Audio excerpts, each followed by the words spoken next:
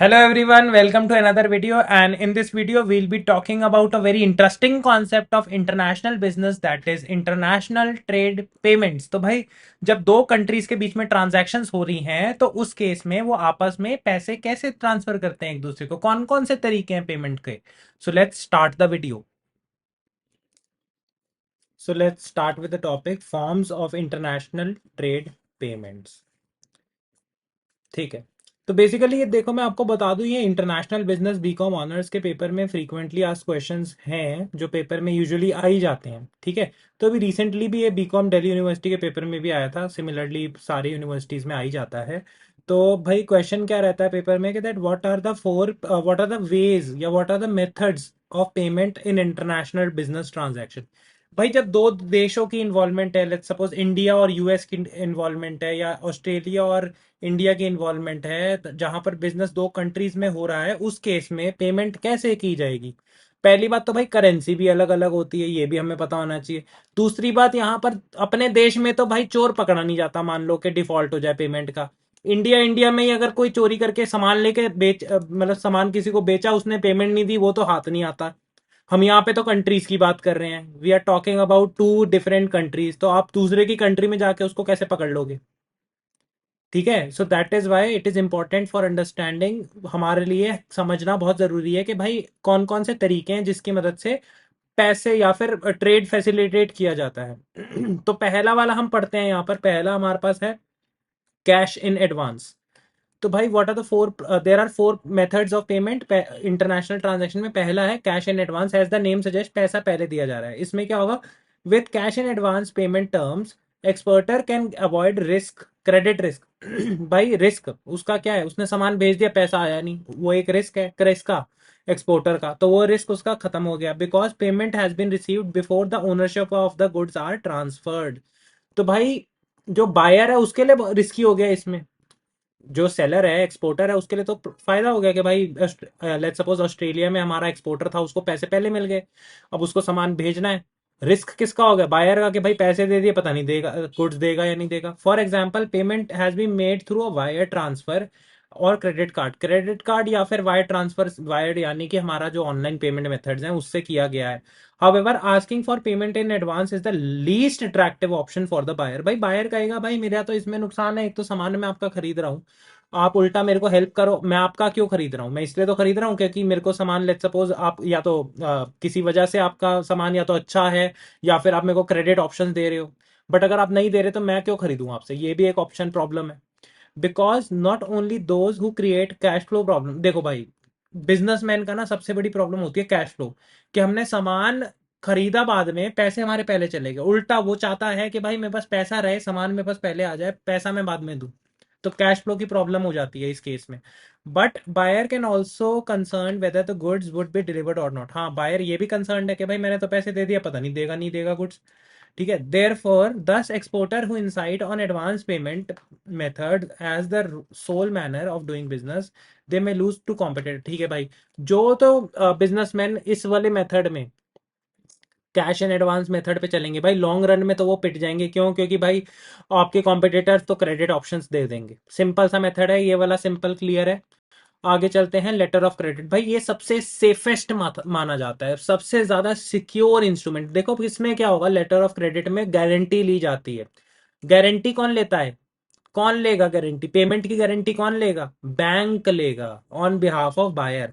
Bank on the behalf of buyer commit the exporter कि भाई मैं आपको पैसे दे दूंगा। ठीक है। Letter of credit is the most secure option available for the international trader. LC is commitment by the buyer on behalf of, sorry, by the bank on behalf of buyer that payment will be made to the exporter. Exporter को भाई पैसे मिल जाएंगे, tension वाली बात नहीं है, provided that the terms and conditions mentioned therein are agreed upon have been met।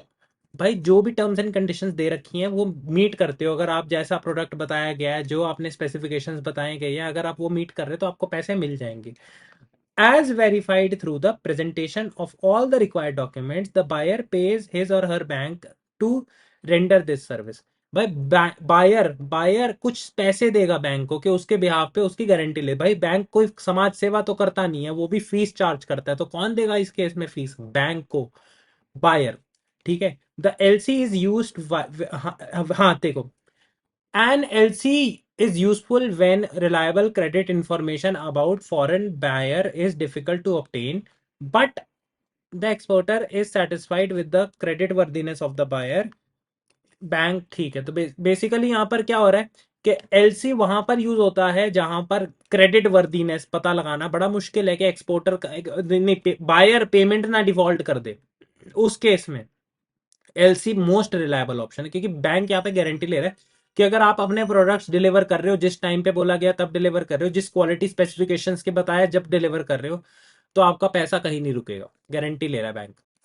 अगला चलते हैं, हमारा है डॉक्यूमेंटरी कलेक्शन। अब देखो इसमें सिंपल सा मेथड है, यहाँ पर क्या कह रहा है कि भाई एलसी की तरह नहीं है ये, एलसी जैसा दिखता है बट उससे थोड़ा अलग है। अब देखो इसमें क्या है, इसमें गारंटी नहीं दी जाएगी, बट डॉक्यूमेंट्री कलेक्शन क्या है, is a transaction where in the exporter interest the collection of payment to a remitting bank, exporter's bank, when sent a document collecting bank, importer's bank. देखो भाई यहाँ पे क्या हो रहा है कि एक्सपोर्टर क्या कह रहा है, एक्सपोर्टर कह रहा है कि मैं एक डॉक्यूमेंट बनाऊंगा जिसमें मैं आपको गुड्स जो भेज रहा हूँ उसके साथ एक डॉक्यूमेंट बनाऊंगा, डॉक्यूमेंट मैं अपने बैंक को भेजूंगा, मतलब मेरा एक्सपोर्टर के बैंक को, एक्सपोर्टर बैंक किसको भेजेगा, इंपोर्टर के बैंक को डॉक्यूमेंट भेजेगा, इंपोर्टर के डॉक्यूमेंट मिलने के बाद पैसे दिए जाएंगे by the importers bank, importer bank पैसे देगा जब उसको एक डॉक्यूमेंट मिलेगी जो कि एक्सपोर्टर बैंक देगा on behalf of the exporter. Funds are received from the importer and remitted to the exporter through the banks involved in collection and exchange of those। देखो अब सिंपल सा मेथड मैं बता दूं, यहाँ पे गारंटी नहीं ली जाती ना गुड्स की कि भाई गुड्स ट्रांसफर किए जाएंगे सही तरीके से या नहीं, ना ही पेमेंट होने की, ठीक है। उसकी वजह से बैंक बस ये फैसिलिटी दे रहा है उन एक्सपोर्टर इंपोर्टर को जो आपस में, लेट्स सपोज जिनका आपस में बहुत स्ट्रांग रिलेशनशिप रह चुका है, या जो आपस में बहुत ट्रस्ट वर्दी हैं, उनके बहुत पास्ट में उनके बहुत सारे ट्रांजैक्शंस रह चुके हैं, जो एक दूसरे पे भरोसा करते हैं, जो कहते हैं भाई हम दोनों एक दूसरे पे भरोसा कर रहे हैं, हमें बैंक की जरूरत नहीं है, बस हमारे को पैसा मिल जाना चाहिए, और उसके बदले में हम डॉक्यूमेंट्री कलेक्शन देंगे अपने, एक्सपोर्टर देगा एक्सपोर्टर बैंक को, एक्सपोर्टर बैंक देगा इंपोर्टर बैंक को, इंपोर्टर देगा पैसे इंपोर्टर बैंक को, इंपोर्टर बैंक आगे पैसे देगा एक्सपोर्टर बैंक को on receiving the documentary collection. ठीक है, आगे चलते हैं भाई, लास्ट वाला आ गया है हमारा ओपन अकाउंट ट्रांजैक्शन। अब देखो इसमें क्या है, an open account transaction is a sale where the goods are shipped within and delivered before the due date. Due date आने से पहले गुड्स आर, देखो गुड्स डिलीवर किए जाते हैं, पैसे बाद में मिलते हैं। ओपन अकाउंट ट्रांजैक्शन में क्या है, गुड्स दे दिए गए और पैसे हमारे को बाद में आ रहे हैं। अब देखो ये किसका नुकसान है इसमें, इसमें नुकसान किसका है भाई, पैसे मैंने गुड्स भेज दिए और मेरे को पैसे 90 दिन 30 दिन, देखो लिखा है usually takes within 30 to 90 days, 90 days तो 30 डेज के बीच में मेरे को पैसे मिलेंगे, मैंने गुड्स पहले भेज दिया। अब देखो जो एक्सपोर्टर है उसका नुकसान है, बायर का तो बहुत फायदा है। लेकिन इस ऑप्शन को क्यों यूज किया जाता है अभी हम देखते हैं। This option is most advantageous option for the importer, obviously यार आई एम वेरी हैप्पी, मेरे को गुड्स मिल गए, मेरे को पैसा बाद में देना है, in terms of cash flow and cost, but it is consecutively the highest riskiest option for the exporter. भाई एक्सपोर्टर का रिस्क है ना भाई, मैंने गुड्स भेज दिए, अब आप पता नहीं अगला बंदा पैसे देगा नहीं देगा।